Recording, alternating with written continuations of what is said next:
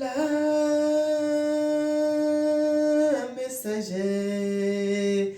Tata, Tata Nzambe, tu es vivant.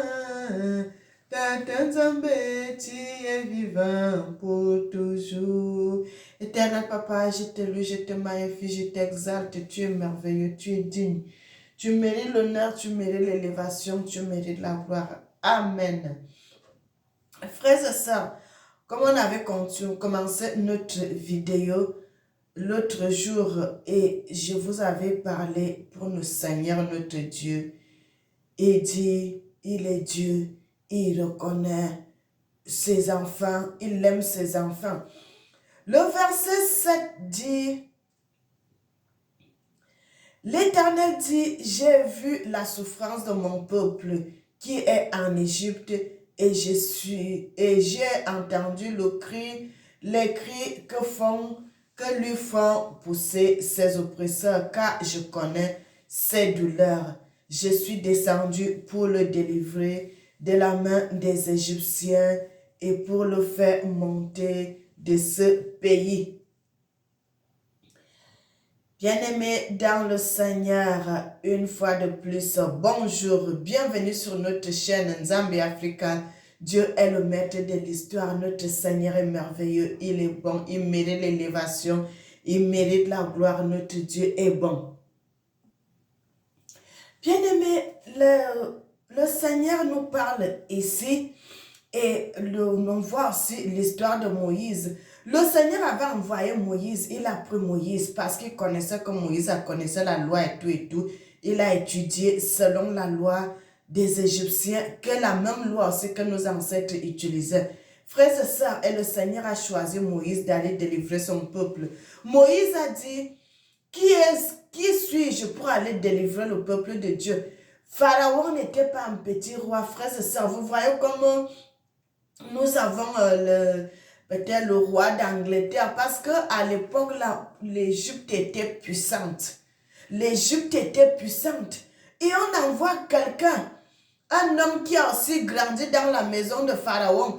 Maintenant, là, tu envoies cette personne pour aller dire à Pharaon que laisse aller mon peuple. Bien-aimé, c'est très difficile. Dieu fait ces choses. Quand Dieu fait son mystère, bien-aimé, le Seigneur sait. Il met le poteau ici, il met le poteau là-bas. Il sait que si le poteau ne va pas marcher, s'il va contourner comme ça, il va contourner comme ça, jusqu'à ce que son plan va arriver à l'efficacité. Jusqu'à ce que son plan va arriver à l'efficacité. Le Seigneur savait que Moïse n'avait pas une langue facile, mais il a quand même choisi Moïse. À cause de quoi? À cause de son cœur, parce que Moïse était un homme patient. Vous savez, les gens qui marchent avec les troupeaux, c'est des gens qui sont patients. Parce que quand vous marchez avec les animaux, il y a un qui peut s'arrêter pour manger. Il faut regarder, il faut attendre tout ça. Parce qu'il ne faut pas que d'autres restent derrière. Il faut attendre. Quand les autres s'arrêtent, toi aussi tu t'arrêtes. Parce que tu marches au rythme des animaux. Tu ne marches pas à ton rythme, mais tu marches au rythme des animaux. Frères et sœurs, regardez aussi que la Bible nous parle toujours de David qui était aussi en train de perdre les troupeaux. Même Joseph, le Seigneur prend toujours les gens qui ont déjà l'expérience dans quelque chose. Parce qu'il sait que si tu as réussi avec les animaux, tu peux réussir avec les hommes. Si tu as réussi avec les animaux qui ne parlent pas la même langue que toi, mais avec les hommes, tu vas réussir parce que ils ont la même langue que toi, ils ont le même esprit, ils parlent comme toi, ça va réussir. Même s'il y aura souvent des conflits, mais ça va marcher. Frères et sœurs, c'est pour cela, n'attendez pas qu'on vienne faire pour vous. Toi-même, lève-toi. Commence à faire. Quand tu commences, Dieu va te soutenir. Dieu va te pousser. Si tu restes, c'est pour cela le Seigneur dit, paresseux, lève-toi et regarde comment la fourmi agit. La fourmi n'a ni maître, ni chef, mais il la moissonne pendant l'été. Quand il fait chaud, là, quand il y a la sécheresse, au bon moment où il y a les récoltes, C'est là aussi la fourmi va changer sa part. Parce que quand on va commencer à semer, il n'y a plus rien, il n'y aura plus à manger. La fourmi a déjà fait ses providences, la fourmi a déjà fait son stock de grenier. Il est là, il prend ce qu'il avait gardé, il va manger. Va vers la fourmi, regarde comment la fourmi agit et ça va te donner l'intelligence. Ça va te donner l'intelligence, ça va te donner la sagesse. La Bible dit, la crainte de Dieu est le commencement de la sagesse. Le jour que tu vas commencer à craindre Dieu, ta vie va changer. Ta vie va changer, mes frères et sœurs. Le jour que tu commences à craindre Dieu, ta vie va changer. Et Moïse a dit à Dieu, je n'ai pas une langue facile, mais le Seigneur avait dit, ton frère Aaron arrive, il sera, toi tu vas lui dire ce qu'il doit dire devant le peuple, mais toi, moi je serai avec ta bouche, je t'établirai Dieu devant Pharaon. Frères et sœurs, Dieu, qui est le Créateur, il te dit, moi je vais t'établir Dieu devant Pharaon sur la terre. Tu seras comme Dieu devant les gens. C'est pour cela que Moïse avait la gloire. La gloire, parce que la gloire de Dieu a été posée sur lui. Que quand les gens ne pouvaient pas fixer le visage de Moïse, le visage d'un homme, les gens ne pouvaient pas fixer son visage. Parce que le Seigneur l'avait établi. Il a dit, je te fais Dieu devant Pharaon. Il a pris la puissance qu'il avait. Il a donné une partie, il a donné la puissance à Moïse qui a commencé à faire l'œuvre de Dieu comme il fallait. Frères et sœurs, Dieu est puissant. Dieu a la gloire. Multi gloire. C'est pour cela que j'ai dit, frères et sœurs, les gens qui sont venus, ils ont dit, tu ne peux pas voir Dieu et mourir et vivre. C'est faux. C'est faux. Tu peux voir Dieu et vivre parce que Dieu va te faire grâce. Tu vas le voir. Tous ces gens qui ont vu Dieu, les Daniel, ils ont vu Dieu. Les autres ont vu Dieu, ils ne sont pas morts. Mélanie a vu Dieu. Je ne suis pas morte, je suis vivante.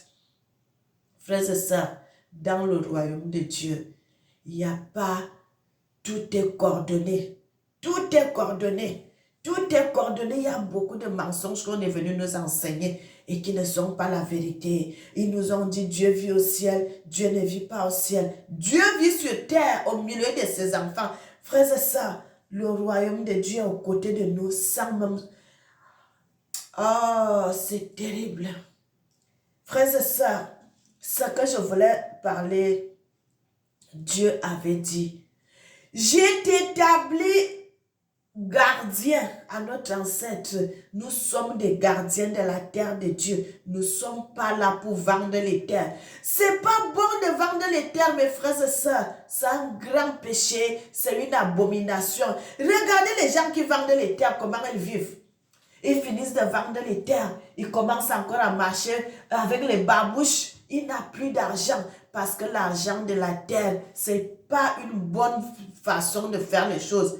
Tu peux investir sur la terre, tu fais les maisons, tu commences à mettre ça en location. Les gens vont louer, ils vont te donner l'argent. Là, c'est bon.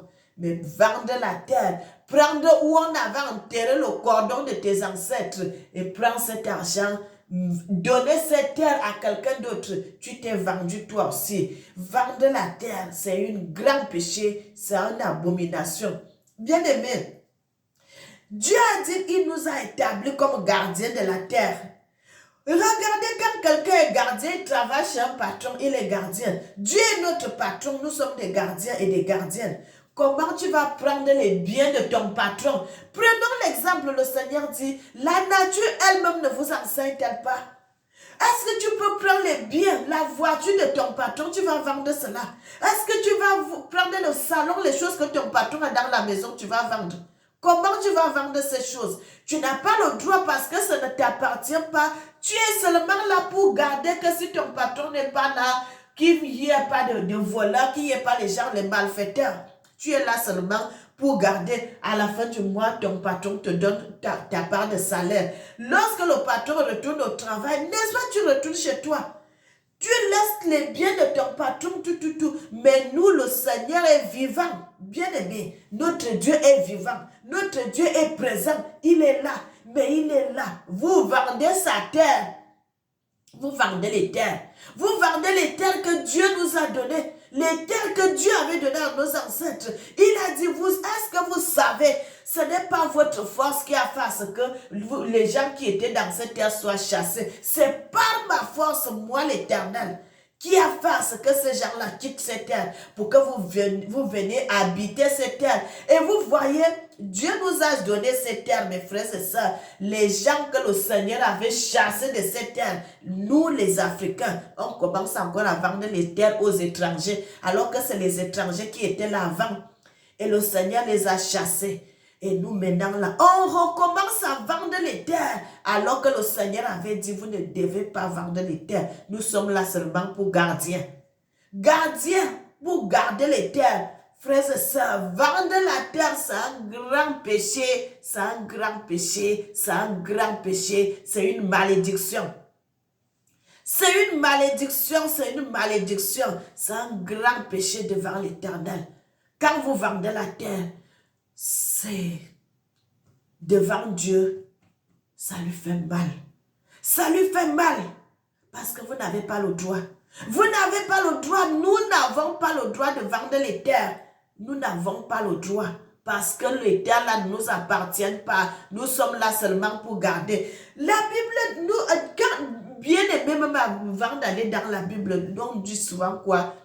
Tu es poussière, tu retourneras poussière. Quand tu vas mourir, tu laisses cette terre.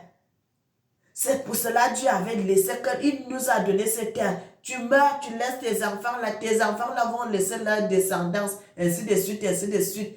On n'amène pas la terre. La terre là nous nourrit. C'est la terre qui nous nourrit, c'est la terre qui nous fait tout, c'est la terre qui nous protège. Et au dernier jour, quand on va t'enterrer, c'est toujours dans la terre. C'est la terre toujours qui va t'engloutir. Et comment tu vas vendre la terre? Tu vas vendre ta mère. La terre est notre mère, la terre est notre mère, la terre est notre mère parce qu'on nous a fabriqués. Dieu nous a fait avec la terre. C'est la terre qui nous a façonnés, mes frères et sœurs. C'est la terre qui nous a façonnés. Elle est notre mère, Dieu est notre père. Comment on peut vendre les terres, mes frères et sœurs? Vendre les terres, c'est une malédiction. C'est une très grande malédiction. Quand vous vendez la terre, vous portez la malédiction sur vous. Le Seigneur interdit de vendre les terres. Le Seigneur interdit de vendre les terres. Bien-aimés, ma vidéo va s'arrêter ici. C'est les révélations que le Seigneur, Dieu l'Éternel qui a créé le monde entier. Il est Dieu, il restera Dieu. Nous passerons, mais l'Éternel restera toujours. Il est le Dieu d'éternité. Donc, il n'y a pas quelque chose qui peut le dépasser. Il n'y a rien que le Seigneur ne connaît pas. Il n'y a rien que le Seigneur n'a jamais vu. Il connaît tout. Tout ce qui est sur la terre, c'est le Seigneur qui a fait cela. Il n'y a rien que le Seigneur n'a pas fait. Lorsque le Seigneur a été avec Moïse, le Seigneur avait tout dit à Moïse. Et lorsque Josué est venu, Jésus aussi avait répété les mêmes choses. Il n'a pas laissé une virgule ou bien un point. Et moi, Mélanie, je suis là pour vous dire, vendre les terres, c'est un grand péché, c'est une abomination, c'est une malédiction. Vous qui avez déjà ces idées-là de vendre vos terres, ne vendez pas. Parce que là, vous connaissez déjà la vérité, que ce n'est pas bon de vendre la terre. Les autres, peut-être, ils étaient dans l'ignorance, qu'ils n'avaient jamais entendu cela. Mais moi, je vous dis que ce n'est pas bon. Parce que le Seigneur nous a donné la terre, comme nous sommes des gardiens. Un gardien ne peut pas vendre les choses de son patron. Un gardien ne peut pas vendre la voiture de son patron. Un gardien ne peut pas vendre la maison de son patron. Mais nous, qui sommes des gardiens, comment nous pouvons vendre les terres de notre Père? Comment nous pouvons vendre les terres de notre Père? Nous allons vendre la terre, nous vendons notre mère. Bien-aimé, c'est une malédiction parce que nous vendons la mère. Tu vends ta mère, celle qui t'a accouché. Tu vends ta mère, tu vends ta mère, tu vends ta mère, celle qui t'a mise au monde. Tu vends ton père, Dieu l'éternel, parce que quand tu es en la terre là, pourquoi Dieu a voulu seulement que tu sois sur cette terre? Pourquoi tu n'as pas choisi dans un autre pays? Il a voulu seulement que tu sois sur cette terre parce qu'il connaît pourquoi il t'a mis là. Il t'a établi là, il sait pourquoi. Et toi, tu vas vendre, tu vas prendre tout ça, cette bénédiction. Tu donnes à quelqu'un, tu dis, prends ma bénédiction, utilise ça. Bien aimé, vous ne savez pas que quand tu prends ta terre, tu donnes. Tu as pris ta bénédiction, tu as donné. Vous allez vivre dans la pauvreté, toujours dans la pauvreté. Quand vous vendez les terres, vous devenez plus que pauvre, plus que pauvre. Soyez bénis, soyez bénis, soyez bénis, soyez bénis. J'espère que cette vidéo va faire changer la mentalité des Africains comme vous aimez vendre les terres. Ça va vous faire changer votre mentalité. Les gens qui ont déjà les intentions de vendre les terres, l'argent là, ça ne pourra rien te faire. Ça ne pourra rien te faire, au contraire. Tu portes la malédiction dans ton corps d'éternité en éternité parce que tu as vendu ton père, tu as vendu ta mère. Vous ne savez pas que Dieu marche sur sa parole pour l'accomplir? Tout ce que Dieu a dit, ça doit s'accomplir. Quand tu vends la terre, mon frère, c'est une grande malédiction. Soyez bénis, soyez bénis, soyez bénis. C'est ce que j'avais à vous dire. Mes frères et sœurs, nous allons prier. Éternel Papa, nous te célébrons, nous te magnifions, nous t'exaltons. Tu es merveilleux, tu es digne, tu mérites l'honneur, tu mérites l'élévation, tu mérites la gloire.